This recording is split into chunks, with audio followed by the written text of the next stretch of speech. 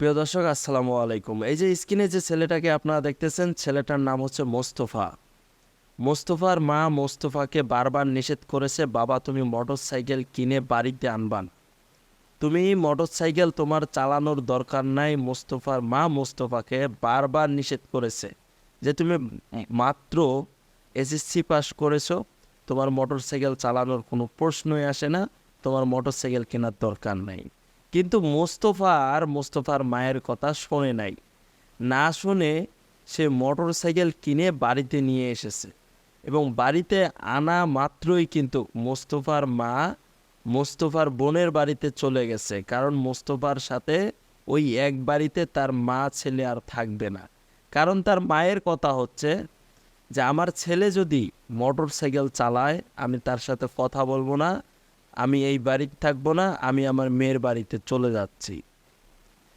এক পর্যায়ে মোস্তফার প্রতিনিয়ত নাকি মোটর সাইকেল চালানো একটা নেশা ছিল, তার এতটা পরিমাণ নেশা ছিল তার মায়ের কথা পর্যন্ত শোনে নাই।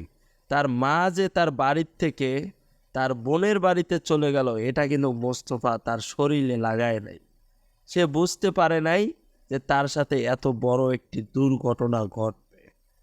মোটরসাইকেলটি কিনে বাড়িতে নিয়ে আসার পর মোস্তফা এবং মোস্তফার বন্ধু আব্দুল্লাহ সহ তারা ঘুরতে গেছে কক্সবাজার। কক্সবাজার ঘুরতে যাওয়ার পর সেখানে আরেকটি গাড়ির সাথে ধাক্কা লেগে দুজনেরই কিন্তু প্রাণটা চলে গেছে, মোস্তফা এবং আব্দুল্লাহ।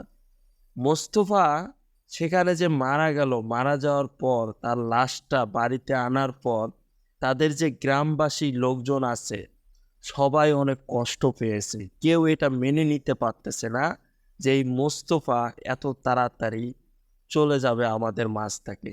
গ্রামবাসী কোনো লোক কেউ মেনে নিতে পারতেছে না। এদিকে আব্দুল্লাহ মোস্তফার বাইকের পিছনেই কিন্তু বসেছিল। আব্দুল্লাহও কিন্তু বাঁচে নেই।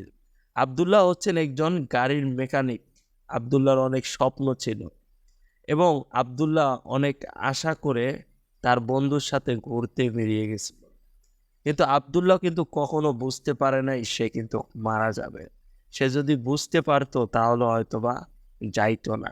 কিন্তু এদিকে মোস্তফার মা মোস্তফাকে বারবার নিষেধ করেছে যে বাবা তুমি মোটরসাইকেল চালার কোনো দরকার নাই, তোমার মোটরসাইকেল কেনার দরকার নাই, তোমার কোনো প্রয়োজনই নাই মোটরসাইকেল কেনার, তোমার দরকার নাই, তুমি এই জিনিসটা করো না। একজন মা এই কথাগুলো বলেছিল মোস্তফাকে, কিন্তু মোস্তফা তার মায়ের কথা শোনে নাই। মায়ের কথা, গর্ভধারিণী মায়ের কথা অমান্য করেছে সন্তান। চিন্তা করছে, সন্তানকে বারবার মা নিষেধ করেছে যে বাবা তুমি মোটর সাইকেল চালায়ও না, কিন্তু মোস্তফার নেশাই ছিল হচ্ছে মোটর সাইকেল চালানো। মোটর সাইকেলই মোস্তফার জীবনটা কেড়ে নিল। মোটর সাইকেলই মোস্তফার জীবনে কাল হয়ে দাঁড়ালো। মোস্তফা আমাদের মাঝ থেকে না ফেরার দেশে চলে গেল এত অল্প বয়সে।